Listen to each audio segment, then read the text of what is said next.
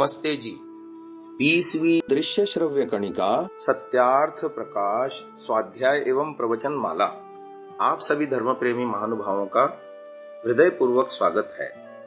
महानुभावों, हम सत्यार्थ प्रकाश के प्रथम समोल्लास पर विचार कर रहे हैं। आज की शिक्षा पद्धति ऐसी है कि परंपरागत ईश्वर विषयक ज्ञान आज की शिक्षा पद्धति में व्यक्ति को नहीं मिलता। इसलिए आज का आधुनिक मानव जो लॉर्ड मैकाले की शिक्षा पद्धति से गुजरकर पठित हुआ है, ईश्वर के विषय में बहुत कम जानता है, बहुत न्यून जानता है।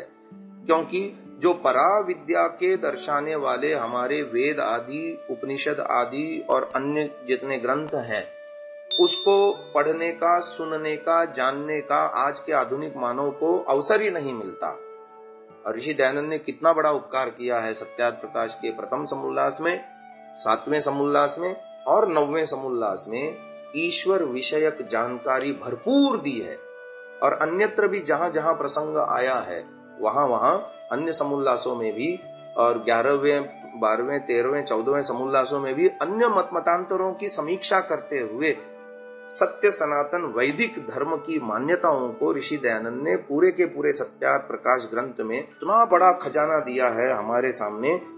ईश्वर विषयक चिंतन के लिए इतनी प्रचुर सामग्री दी है महानुभावों कि जैसे लगता है पूरा का पूरा वैदिक साहित्य आलोडन करके ईश्वर विषयक सत्य सत्य सनातन मान्यताएं हमारे सामने रख दी हों। ये ऋषि दयानंद का बहुत बड़ा उपकार आधुनिक मानव जाति पर मैं मानता हूं। तो आगे चलते हैं। अन्य मंत्रों की, अन्य नामों की व्याख्या ऋषि दयानंद कर रहे हैं। जो शन्नो मित्रः शं वरुणः आदि मंत्र मंगलाचरण में लिया था ऋषि दयानंद ने, उस मंत्र में आए हुए ईश्वर वाचक नामों का व्याख्या करते हुए वो लिखते हैं कि इस मंत्र में मित्र आदि नाम हैं, वे भी परमेश्वर ही के हैं, क्योंकि स्तुति, प्रार्थना, उपासना श्रेष्ठ की ही की जाती है। श्रेष्ठ उसको कहते हैं जो गुण, कर्म, स्वभाव और सत्य सत्य व्यवहारों में सबसे अधिक हो। और ईश्वर गुण, कर्म, स्वभाव और सत्य सत्य व्यवहारों में सबसे अधिक है ही। उन सब श्रेष्ठों में भी जो अत्यंत श्रेष्ठ हैं उसको परमेश्वर कहते हैं, जिसके तुल्य न कोई हुआ, न है, न होगा। जब तुल्य ही नहीं, तुल्य माने बराबर, जब तुल्य ही नहीं तो उससे अधिक क्यों कर कोई हो सकता है? यानी ईश्वर से बढ़कर और कोई नहीं हो सकता। जैसे परमेश्वर के सत्य, न्याय, दया, सर्वसामर्थ्य और सर्वज्ञत्वादि अनंत गुण हैं, वैसे अन्य किसी जड़ पदार्थ व जीव के नहीं हैं। जो पदार्थ सत्य है उसके गुण, कर्म, स्वभाव भी सत्य ही होते हैं। इसलिए मनुष्यों को योग्य है कि परमेश्वर ही की स्तुति, प्रार्थना और उपासना करें, उससे भिन्न की कभी न करें। क्योंकि ब्रह्मा, विष्णु, महादेव नामक जो हमारे पूर्वज महाशय विद्वान हुए, दैत्य, दानव आदि निकृष्ट मनुष्य हुए और जो अन्य साधारण मनुष्य हुए हैं, उन्होंने भी परमेश्वर ही में विश्वास किया है, उसी की स्तुति, प्रार्थना और उपासना करी है, उससे भिन्न की नहीं की। वैसे हम सबको भी करना योग्य है। इसका विशेष विचार मुक्ति और उपासना विषय में किया जाएगा, यानी 9वें समोल्लास में किया जाएगा। आगे मित्रादि से ईश्वर के नामों का वाचक है, इस बात को लिखते हैं। प्रश्न पूछा, मित्रादि नामों से सखा और इंद्रादि देवों के प्रसिद्ध व्यवहार देखने से उन्हीं का ग्रहण करना उचित है। ये पूर्व पक्ष के द्वारा प्रश्न उठाया। अब ऋषि दयानंद स्वयं उत्तर पक्ष के द्वारा, सिद्धांत पक्ष के द्वारा इसका उत्तर दे रहे हैं। यहाँ उनका ग्रहण करना योग्य नहीं, क्योंकि जो मनुष्य किसी का मित्र है वह अन्य का शत्रु भी तो होता है, अथवा कहीं कहीं उदासीन भी देखने में आता है। महानुभाव, कितनी बढ़िया बात कही। देखो, 3 स्थितियां हैं। कोई या तो हमारा मित्र होगा, या हम किसी के मित्र होंगे, या कोई हमारे प्रति शत्रुता रखता होगा, या हम किसी के प्रति मन में द्वेष पाल करके शत्रुता रखते होंगे। और तीसरी बात, संसार में बहुत सारे ऐसे लोग हैं, 7 अरब लोगों में से अधिकांश लोग ऐसे हैं जिनके प्रति हम उदासीन हैं, या लोग अन्यों के प्रति उदासीन हुआ करते हैं। तो ये बात यहाँ लिख रहे हैं कि जो लोक में ऐसा देखने में आता है, शत्रु मित्र उदासीन वाली भावना आती है, परंतु इससे मुख्यार्थ में सखा आदि का ग्रहण अन्यों के लिए नहीं हो सकता, परंतु सबके साथ एक साथ नहीं हो सकता। परंतु जैसा परमेश्वर सब जगत का निश्चित मित्र है, यानी किसी के भी प्रति मन में उसकी शत्रुता नहीं है और किसी के भी प्रति वो उदासीन नहीं है, 100% सबका स्नेह करने वाला, सबका हित चाहने वाला हितैषी मित्र है, इसलिए न किसी का शत्रु और न किसी से उदासीन है। इसी से भिन्न कोई भी जीव इस प्रकार का कभी नहीं हो सकता, इसलिए परमेश्वर का नाम ही यहाँ मित्र शब्द से ग्रहण होगा।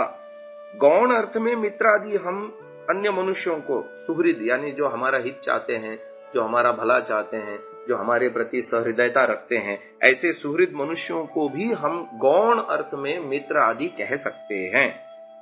यिमिदा स्नेहने इस धातु से औणादिक त्र प्रत्यय होने से मित्र शब्द सिद्ध हुआ। मेद्यति स्निह्यति स्निह्यते वासमित्र, जो सबको स्नेह करने योग्य है और सबको प्रीति करने योग्य है, इसी से परमेश्वर का नाम मित्र है। आगे वरुण शब्द की व्याख्या लिखते हैं। व्री वर्णे वर ईप्सायाम, इन धातुओं से उणादि उनन प्रत्यय होने से वरुण शब्द की सिद्धि है। यह सर्वान शिष्टान मुमुक्षून धर्मात्मनः वृणोति, अथवा यह शिष्टैः मुमुक्षुभिः धर्मात्मभिः व्रियते वर्यते वासवरुणः परमेश्वरः। आर्य भाषा हिंदी में अर्थ लिखते हैं, जो आत्मयोगी विद्वान, मुक्ति की इच्छा करने वाले मुक्त और धर्मात्माओं का स्वीकार करता है, यानी जो ये विद्वान और मुक्ति की इच्छा करने वाले मुक्त धर्मात्माओं के द्वारा स्वीकार किया जाता है, वह ईश्वर वरुण है। फिर दूसरी तरह से लिखते हैं, अथवा जो शिष्ट मुमुक्षु मुक्त और धर्मात्माओं के द्वारा ग्रहण किया जाता है, वह ईश्वर वरुण संज्ञक है अथवा वरुण नाम से जाना जाता है। फिर आगे लिखते हैं, वरुणो नाम वरः श्रेष्ठः, इसलिए परमेश्वर सबसे श्रेष्ठ है, इसीलिए उसका नाम वरुण है। आगे अर्यमा शब्द की व्याख्या लिख रहे हैं। रि गति प्रापण योहो, इस धातु से यत प्रत्यय करने से अर्य शब्द सिद्ध होता है, और अर्य पूर्वक मांग माने इस धातु से कनिन प्रत्यय होने से अर्यमा शब्द सिद्ध होता है। तो दो शब्दों के मेल करके ये धातु प्रत्यय के द्वारा आगे व्याख्या कर रहे हैं अर्यमा शब्द की। योर्यान स्वामिनः न्यायाधीशान मिमीते मान्यान करोति सोर्यमा, जो सत्य न्याय के करने हारे मनुष्यों का मान्य करता है और पाप तथा पुण्य करने वालों को पाप पुण्य के फलों का यथावत सत्य सत्य नियम करने वाला है, यानी न्यायकारी है, इसी से उस ईश्वर का नाम अर्यमा है। अब इंद्र शब्द की व्याख्या कर रहे हैं। इदि परमैश्वर्ये, इस धातु से रन प्रत्यय करने से इंद्र शब्द बना। यह इंदति परमैश्वर्यवान भवति स इंद्रः परमेश्वरः, जो अखिल ऐश्वर्य युक्त है, इसी से परमात्मा का नाम इंद्र है।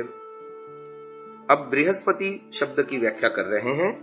बृहत शब्द पूर्वक पारक्षणे, इस धातु से डति प्रत्यय, बृहत के तकार का लोप और सुट आगम होने से बृहस्पति शब्द बना।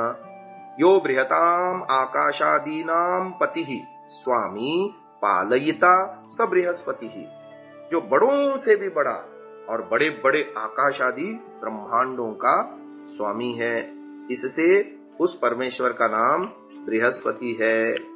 अब विष्णु शब्द की व्याख्या कर रहे हैं। विष्लि व्याप्तौ, इस धातु से नु प्रत्यय होकर विष्णु शब्द सिद्ध हुआ है।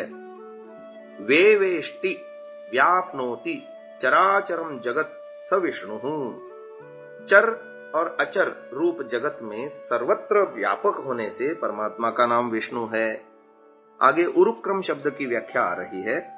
उरुर महान क्रमः पराक्रमो यस्य स उरुक्रमः, अनंत पराक्रम युक्त होने से परमात्मा का नाम उरुक्रम है।